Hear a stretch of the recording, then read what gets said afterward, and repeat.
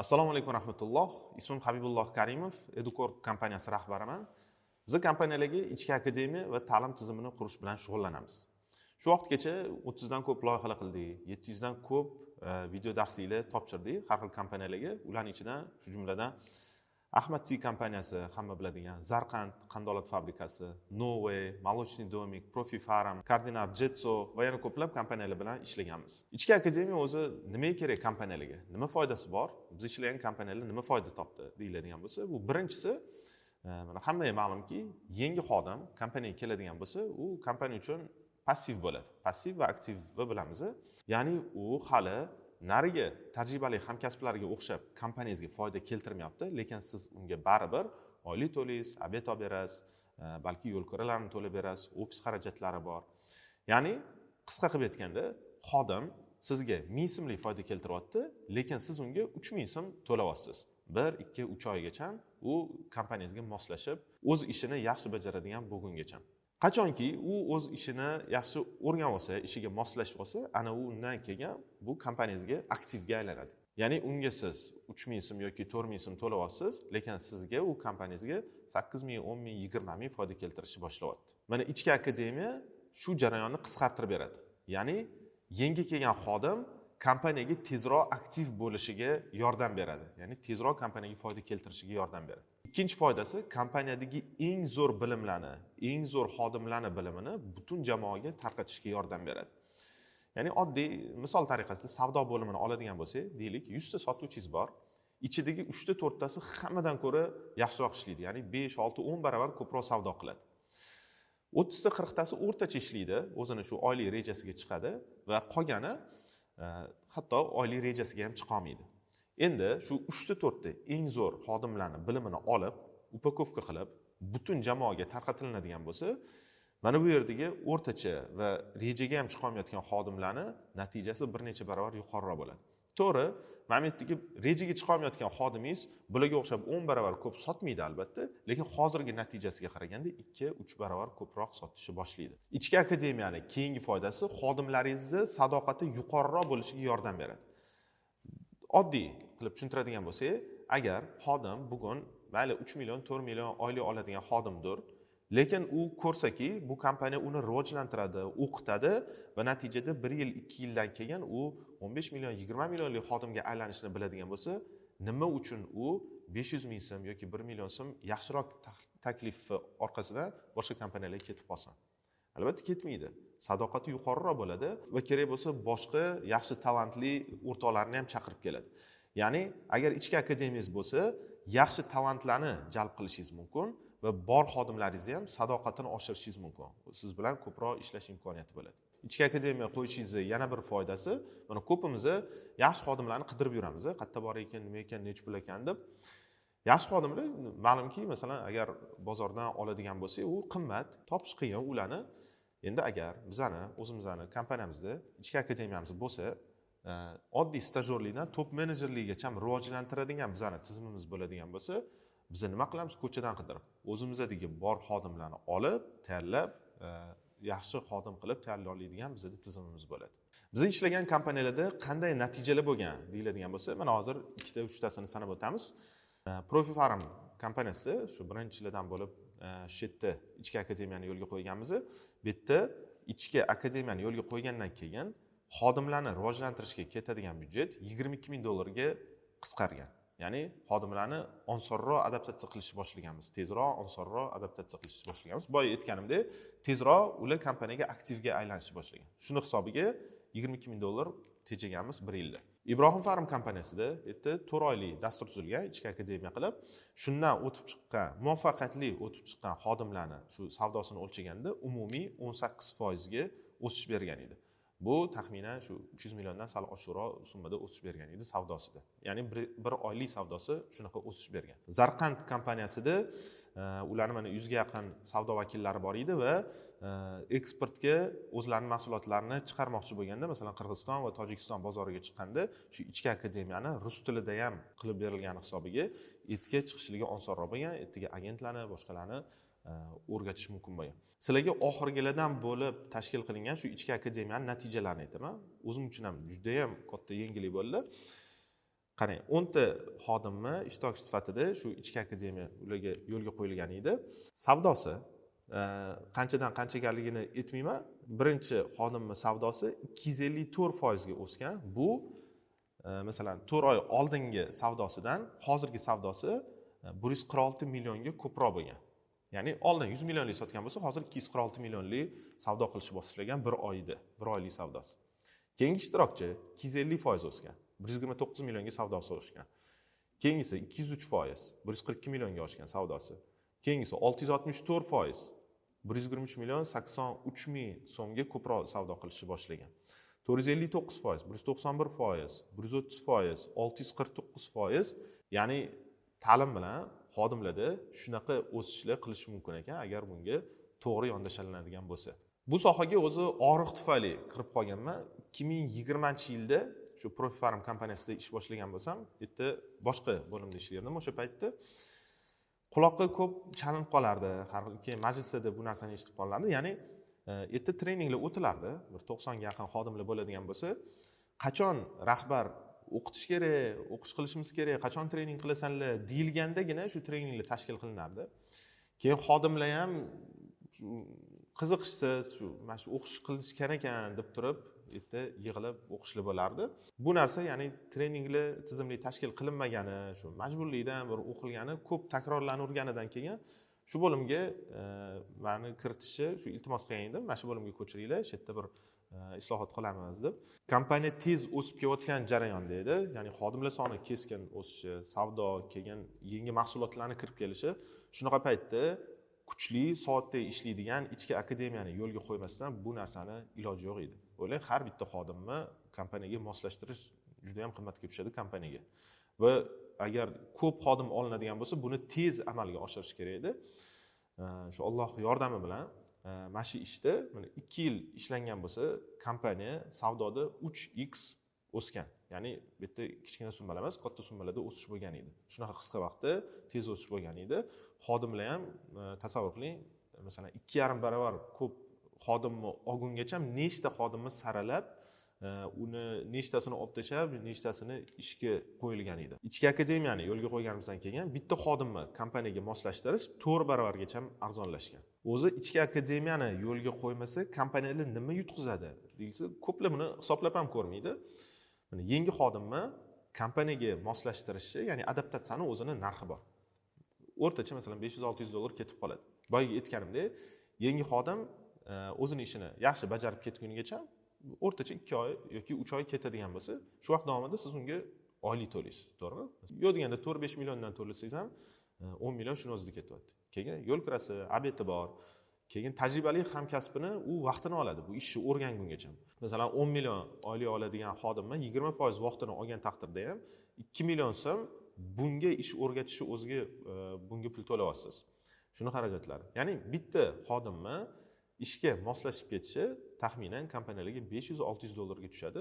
Buni hatto o'ylab ham ko'rmaymiz. Endi agar kompaniya yiliga 20 ta shunaqa xodim oladigan bo'lsa, shuni o'zida 10 ming ketyapti. Yoki 40 ta, 50 ta, yuzlab yangi xodimlarni oladiganlar bor. Biz ham masalan 2 yil ichida masalan 150 ta yangi xodimni ishga qo'ygungacha kamida shuncha xodimni yana filtr qilgan edik.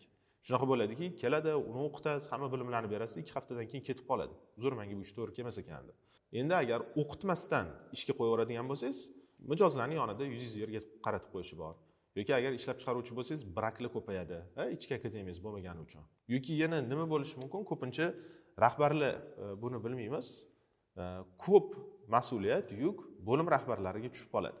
Ya'ni yangi odam keladigan bo'lsa, asoschi yoki direktor bunga ish o'rgatmaydi-yu, bu bo'lim rahbari yoki HR yoki qaysidir top menejerga bog'laymizki, 2 oyda mana shu kompaniyaga moslashib ketsin deb. 2 oygacha shu insonni o'rgatgungacha nechta sochi oqaradi bu rahbar. Agar ichki akademiyani kompaniyangizda yo'lga qo'ymagan bo'lsangiz, tasavvur qiling, shu bo'lim rahbari yangilarga ish o'rgatguncha nechta sochi oqaradi, qancha vaqti bekor ketadi. U o'zini asosiy strategik ishlarini qilishi o'rniga bunga ish o'rgatishga vaqtini ketkazadi, fokusini qaratadi. Ichki akademiyani yo'lga qo'ymasangiz, yana nima bo'lishi mumkin? Kompaniyada kompaniya yulduz xodimlarga bog'lanib qolishi mumkin. Har birimizning kompaniyamizda bor shunaqa insonlar, ya'ni ularning kayfiyati, yoki ishga chiqmay qolishi butun boshli yoki yuzlab, 200lab xodimlarni qozoniga ta'sir qilib qolishi mumkin. Nimaga? Chunki shu odam boshqalardan yaxshiroq ishlayapti, boshqalardan ko'proq savdo qilyapti. Kompaniyangizga asosiy daromadni ana shu insonlar keltirib turibdi. Endi uni kayfiyati bo'lmay qolsa, sizning biznesingizga ta'sir qilib qoladi. Agar sizda ichki akademiya yo'lga qo'yiladigan bo'lsa, ana shunaqa talantlarni o'zingiz yetishtirib chiqaradigan tizimingiz bo'ladi. Ya'ni boya aytganimdek, eng zo'r xodimlarning bilimini olib, butun jamoaga tarqatish mumkin bo'ladi. Keyin o'zimiz shu Profit Farmda his qilgan narsamiz, kompaniya tez o'smoqchi bo'lganida ichki akademiyani yo'lga qo'ymasdan umuman ilojisi yo'q ekan. Chunki qisqa vaqtda siz ko'p xodimlarni tez filtr qilib, tezroq ishga moslashtirishingiz kerak. Kompaniya o'sdi degani u o'zidan o'zi o'sib ketmaydi, u xodimlar bilan birgalikda o'sadi. Ana shu xodimlarni kompaniyaga tez tayyorlaydigan sistema juda ham zarur bo'lar ekan. Ichki akademiyani foydalarini aytaman, sizlarga o'zim mazza qilib yuboradigan bitta tarafini aytib beraman. Mana biz boshida Profitda ish boshlaganimizda 4 yil oldin xodimlarcha shu treninggacha o'lganning kunidan kelinardi-da. Majburlikdan rahbar aytibdilar deb kelib o'tirib berib, shu bir amallab shu vaqtini o'tkazib keyin o'sha regionlarga qaytalardi.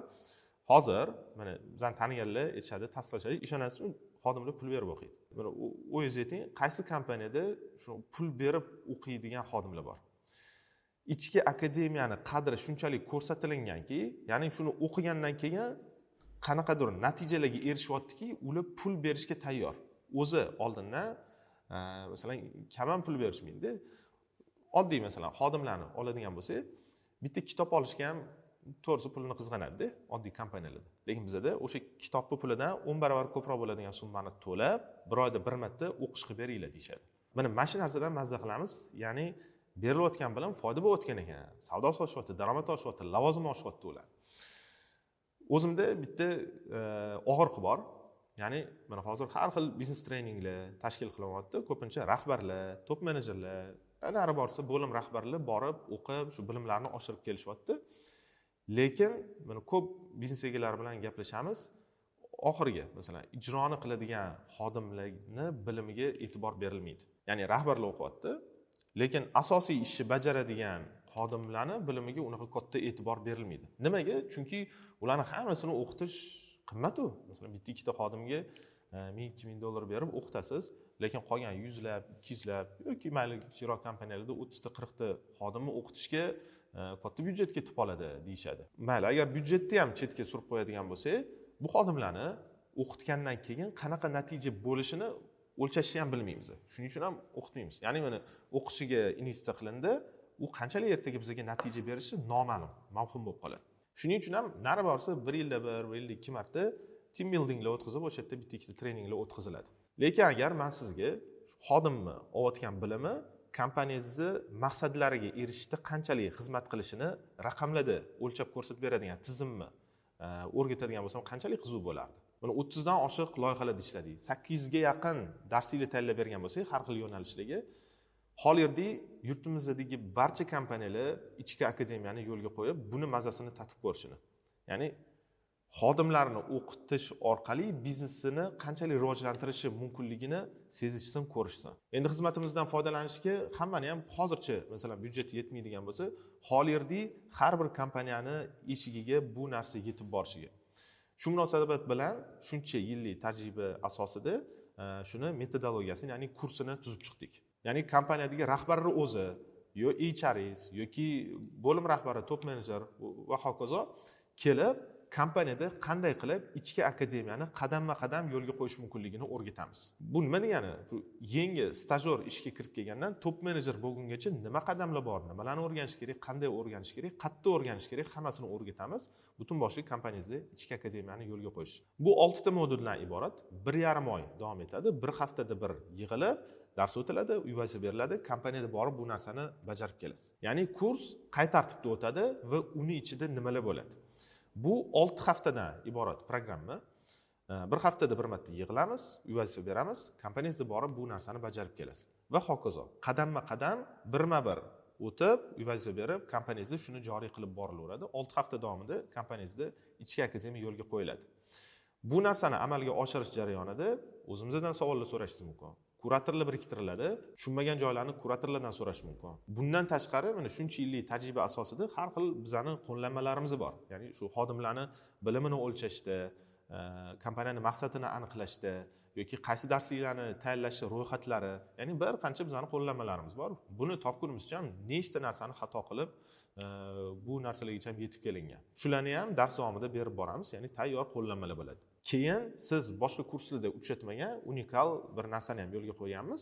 Ichki akademiya qurish kursimizda petyorichka degan narsa bor, ya'ni 5 talik shu guruh a'zolarini 20 tam, 30 tam, 50 tam, 100 tam odam bo'ladigan bo'lsa, 5 tadan alohida guruhlarga bo'lib qo'yamiz. Uni guruhlarni ham bizning moderatorlarimiz yordam bera olishadi bo'lishicha. Ya'ni shu har 5 talik o'ziga alohida Telegram guruh ochib oladi va toki hamma 5 talari ichki akademiyani kompaniyalarda yo'lga qo'ymaguncha bir-birligidan ajralishmaydi.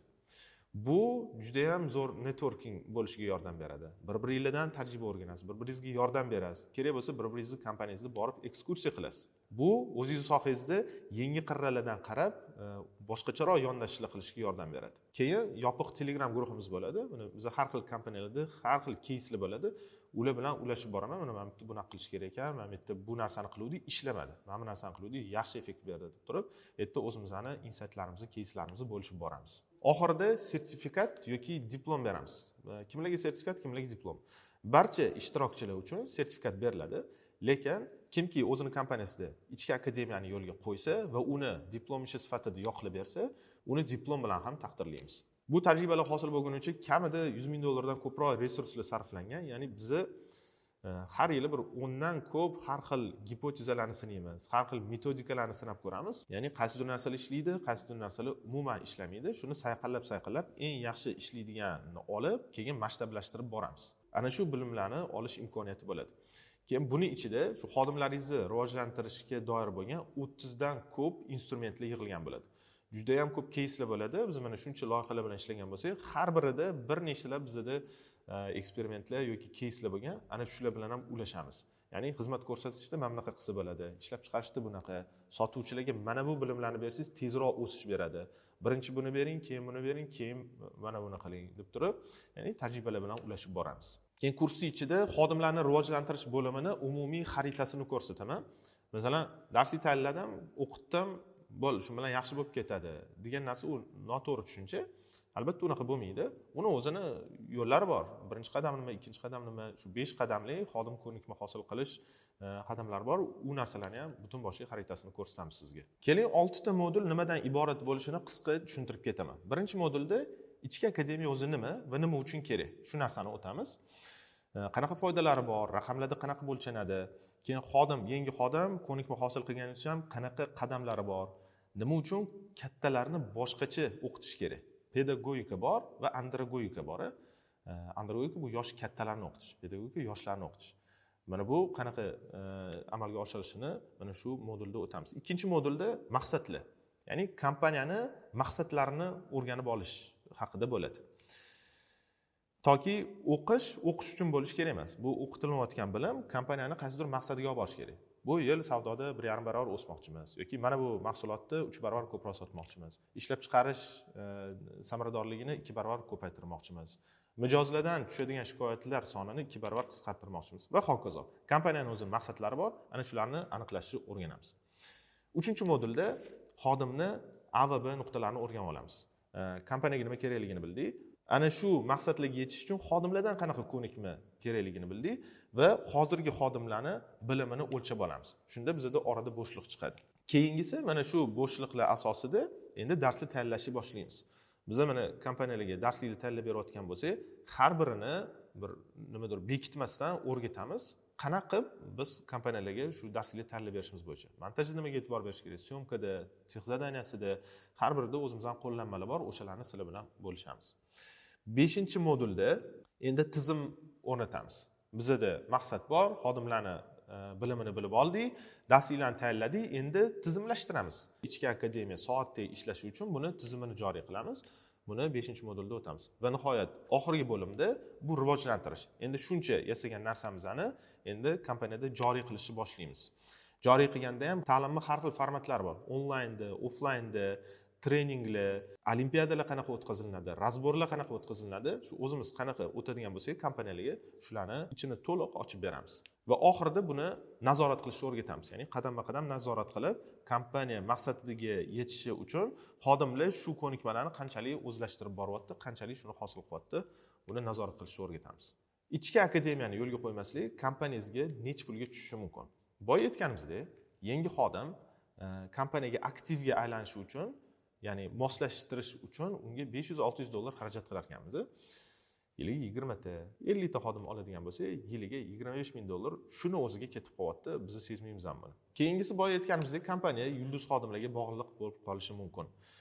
Chunki bu odamlar ketib qoladigan bo'lsa, kompaniyadagi umumiy jarayonlarga, savdoga, ishlab chiqarishga ta'sir qilib qoladi. Chunki xuddi shunaqa zo'r ishlaydigan xodimni tayyorlab oladigan sizda tizimingiz yo'q. Keyingi xavfi zo'r kompaniyalarni kompaniyaga jalb qilish qiyinroq bo'ladi kompaniyangizda. Nimaga? Agar iqtidori yaxshi xodim bo'ladigan bo'lsa, nima afzalligingiz borki, siz kompaniyangizda ishlasin. Bugun u 3-4 million topadigan xodimdir, ertaga ham, indinga ham, nari borsa 5-6 million topadigan bo'lsa, nima uchun siz kompaniyangizda qolish kerak? Naryoqda ichki akademiyasi bor bo'lgan, 1 yil, 2 yildan keyin 15-20 millionlik xodim qilib tayyorlab beradigan kompaniyalarga nima uchun ketib qolmasligi kerak? Yoki mana kundalikda ishini yaxshi bilmaganligi uchun qancha brak mahsulotlarni ishlab chiqarishi mumkin. Yoki mijozi yonida kompaniyaning yuzini yerga qaratib qo'yishi mumkin. Ichki akademiya mana shu muammolarga zo'r yechim bo'la oladi. Yana bitta keys keltiraman. Mana Jetso kompaniyasini ko'plar taniydi. Ular moliya outsoursingi bilan shug'ullanishadi. Ya'ni kompaniyalarga moliyachi direktorlarni xuddi bir arendaga berishadi. Ular mana ichki akademiyani yo'lga qo'ygandan keyin shu kompaniya asoschisi ustoz Jamshidbek aka To'ychiyev operatsiyonkadan chiqishlari ancha oson bo'ldi. Chunki ularda 19 yillik tajriba bor, katta bilim bazasi bor o'zlarida. Ana shuni jamoaga berdilar. Yangi kelgan xodimni har biriga o'zlari emas, endi bu tizim unga tushuntirib beradigan bo'ldi. Ya'ni tasavvur qiling, boshqa kompaniyalarni moliyasini bemalol ishonib topshirib qo'yadigan darajada shu xodimlarni tayyorlab chiqarish mumkin, agar to'g'ri metodologiyada ichki akademiya yo'lga qo'yadigan bo'lsangiz. Xizmatimiz va kursimiz haqida tushuncha berdim. O'z mana biz agar xizmat ko'rsatadigan bo'lsak, kompaniyalarga birinchi konsultatsiya qilinadi. Konsultatsiyada shu yo'l xarita tuziladi. Ya'ni bu kompaniyada ichki akademiyani yo'lga qo'yishdagi qanaqa ketma-ketliklar bor, nima qadamlar bor, umumiy xaritasi tuziladi. Mana shu konsultatsiyamizni hozirgi kundagi narxi $200, ya'ni shu kompaniyaga moslashtirilgan taklifni yozib beraman ichki akademiyani yo'lga qo'yish bo'yicha. Shu kursimizga birinchi 50 ta ro'yxatdan o'tgan inson uchun shu $200lik konsultatsiyamizni bepulga beraman. Bu bepul konsultatsiyaga yozilish uchun pastdagi tugma orqali ro'yxatdan o'ting.